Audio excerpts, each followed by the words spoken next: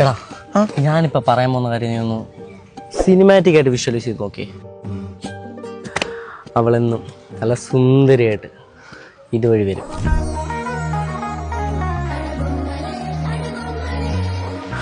ഞാനാണെങ്കിൽ വാഴയിലെ ഹാഷറിനെ പോലെ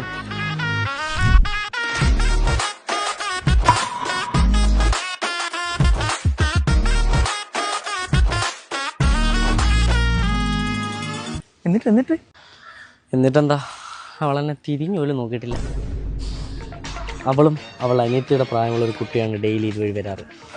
കൃത്യം അടുത്ത ജംഗ്ഷനിലെത്തുമ്പോൾ അവളുടെ അച്ഛൻ്റെ പ്രായമുള്ള ഒരാൾ ഇവർ രണ്ടുപേരും കാറ് കയറ്റിക്കൊണ്ട് പോവുകയും ചെയ്യും.